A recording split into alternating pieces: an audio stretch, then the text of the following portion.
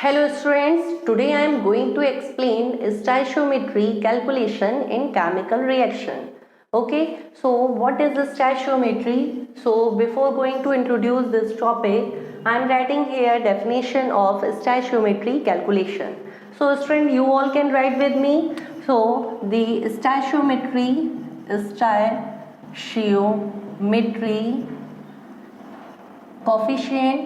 coefficient is described the number of moles of reactant and product is always in balanced chemical equation.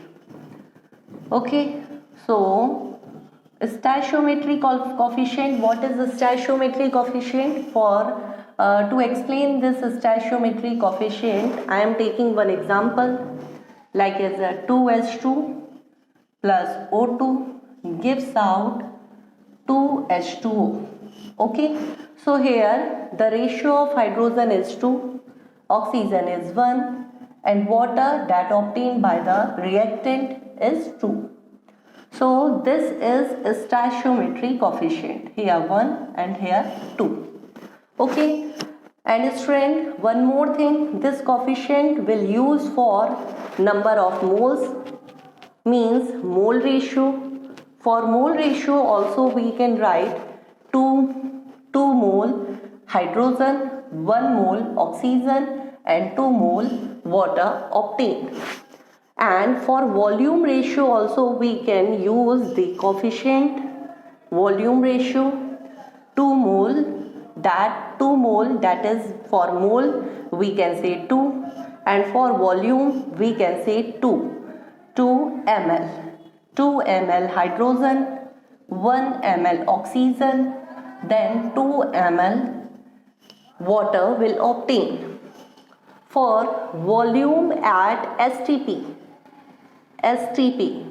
Student आपको कोई confusion नहीं होना चाहिए, जितने भी कोफिशिएंट लिखे हुए हैं वो मोल रेशियो के लिए भी इंट्रोड्यूस किए जाते हैं, वॉल्यूम रेशियो के लिए भी इंट्रोड्यूस किए जाते हैं, और वॉल्यूम एट एसटीपी के लिए हम लोगों को एसटीपी टर्म यूज़ करना होगा। एसटीपी टर्म क्या होता है, तो देखो स्टैंडर्ड टेम्परेचर एंड प्रेशर पे वॉल्यूम कितने ml में मेज़र किया जाता है, ओके, या फिर लीटर में मेज़र किया जाता है। तो एसटीपी पर जब आपको रखना हो तो आपको मल्टीप्लाई करना होगा 22.4 से, ठीक है। अगर लीटर में रखोगे तो 22.4 से, तो अगर ये कोफिशिएंट 2 है तो 2 को लिया और मल्टीप्लाई करेंगे 22.4 से, और ये क्या हो गया लीटर में, ओके।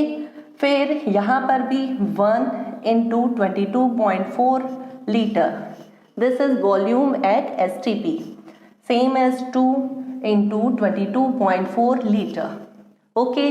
तो इस कोफिशिएंट का यूज़ देखो हम लोगों ने मोल के लिए भी किया, वॉल्यूम के लिए भी किया, एंड वॉल्यूम एट एसटीपी के लिए भी किया, बट एसटीपी के केस में हम लोगों ने मल्टीप्लाई किया 22.4 लीटर से, ओके, क्लियर हो गया। अब नेक्स्ट हम लोग कोफिशिएंट का यूज़ और कहाँ कर सकते हैं, तो to calculate the molecule of given, yeah, it's, or we can say that present molecule of present quantity. So for hydrogen 2 into molecule, for molecule already I have taught in my previous class that you have to remember what is it, is that 6.02 into 10 to the power 23, that one Avogadro number. तो कहीं भी molecule calculate करना हो तो आपको multiply करना होगा 6.02 into 10 to the power 23।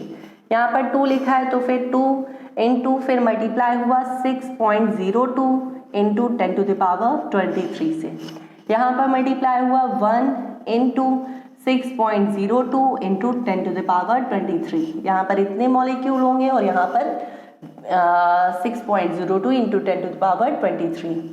Same as water के लिए 2 that is coefficient, then 6.02 into 10 to the power 23।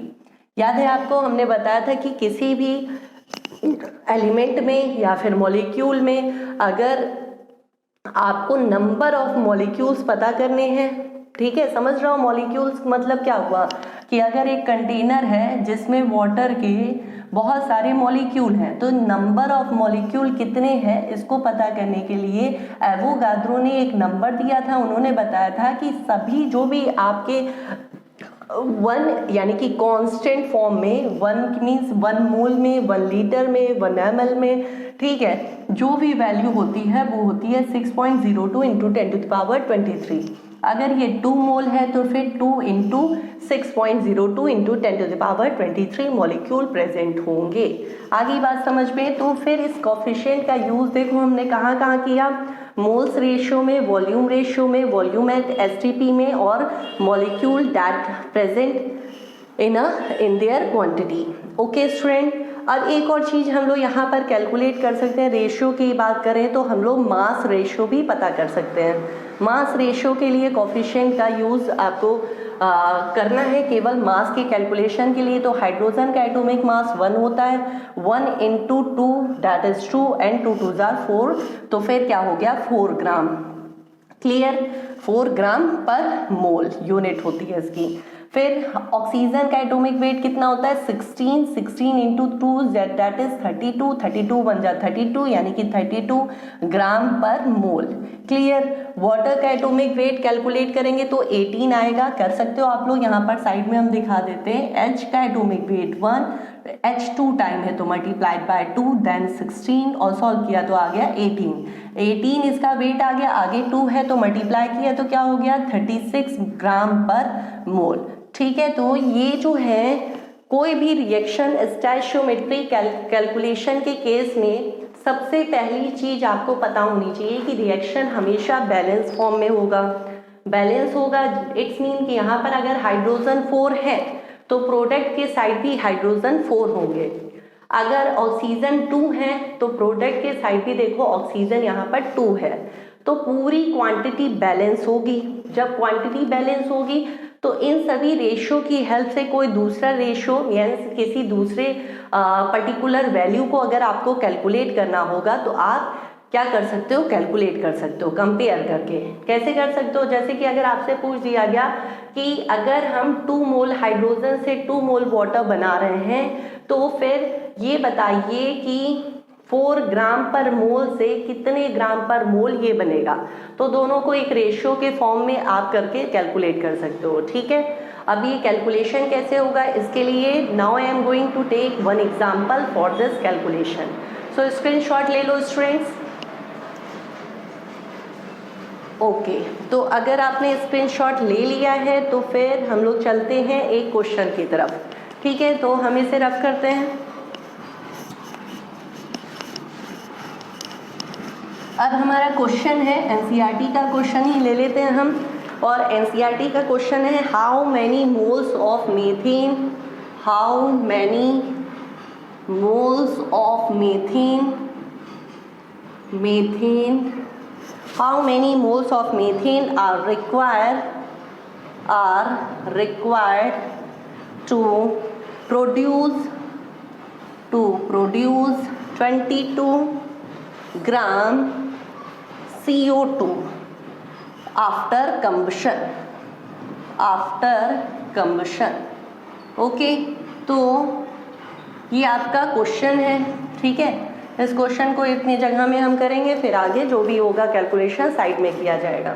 तो सबसे पहले आपको पता होना चाहिए कि मीथेन का कंबशन मीन्स मीथेन को बर्न करना है किसकी प्रेजेंस में, ऑक्सीजन की प्रेजेंस में, जिससे क्या मिलेगा CO2 मिलेगा। ठीक है, ये पता होना चाहिए। तो मीथेन का फॉर्मूला क्या होता है CH4, बर्न करोगे किसकी प्रेजेंस में, O2 की प्रेजेंस में, क्या बनेगा CO2 बनेगा, और HO का इस्तेमाल करके क्या बना सकता है H2O बना सकता है। ठीक, ये इतनी चीजें आपको पता होनी चाहिए। क्या फिर से सुन लो, how many moles of methane are require, methane के कितने मोल्स हम लोगों को जरूरत है, मीन्स चाहिए, जिससे हमें 22 ग्राम CO2 मिल जाए।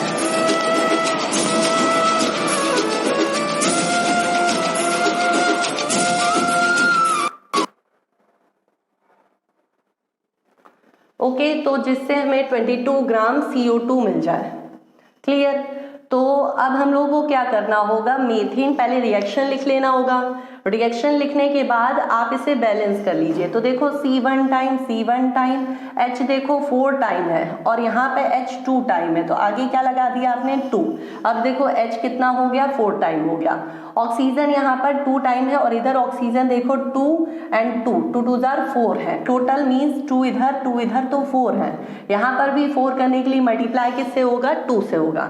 अब चलो मॉलिक्यूलर वेट निकाल लो। तो इसका मॉलिक्यूलर वेट होता है 12 होगा कार्बन का, प्लस 1 × 4, सॉल्व किया तो कितना हो जाएगा 16 ग्राम पर मोल। ठीक है, इससे कितने नंबर ऑफ जो मॉलिक्यूल है उससे कितने मॉलिक्यूल का CO2 बन रहा है, इसको इससे कंपेयर करना, क्योंकि यही दोनों आपके केस पूछे गए। तो कार्बन का एटॉमिक वेट 12 प्लस 16 × 2, 12 प्लस 32, और ये क्या हो गया 44 ग्राम पर मोल। ठीक है, दोनों को कंपेयर किया तो लिखेंगे 16 ग्राम पर मोल से हम लोगों को मिल रहा है 44, या फिर ऐसे आप सेंटेंस को बदल सकते हो, ऐसे लिख सकते हो कि 44 ग्राम पर मोल। ठीक है, CO2 के लिए यूज हो रहा है 16 ग्राम पर मोल क्या, मीथेन। ठीक है, तो अब हम लोग को चाहिए कि 22 ग्राम CO2 से कितना मीथेन हम लोग का यूज होगा, मीन्स इसके लिए कितना मीथेन यूज होगा। तो फिर जैसे मैथ्स में आप लोग करते हो, ये 16 अपॉन में क्या हो गया 44, मल्टीप्लाइड में क्या हो गया 22, और फिर ये क्या हो जाएगा मीथेन। क्लियर, सॉल्व कर लेना। तो ये 2 टाइम में कैंसिल हो गया, ये 8 टाइम में कैंसिल हो गया। तो अब इसके बाद आपसे क्वेश्चन में क्या पूछा गया है कि नंबर ऑफ मोल्स हमें कैलकुलेट करने हैं। आपने यहाँ पर क्या कैलकुलेट किया है, वेट कैलकुलेट किया है। तो नंबर ऑफ मोल्स के लिए मीथेन का नंबर ऑफ मोल यानी कि NCH4 निकालना है, तो क्या फॉर्मूला होगा, weight upon molecular weight. NCH4 निकालना है तो फिर आप वेट की वैल्यू क्या पुट करोगे, क्या निकाला आपने 8 और मॉलिक्यूलर वेट कितना है 16, इसको डिवाइड करोगे तो 0.5 मोल आ जाएगा। Is it clear. तो मीथेन के नंबर ऑफ मोल आ गए हैं, नोट कर सकते हैं आप लोग, और इस टाइप के क्वेश्चन सॉल्व कीजिए। Okay students, thank you so much, bye bye, take care.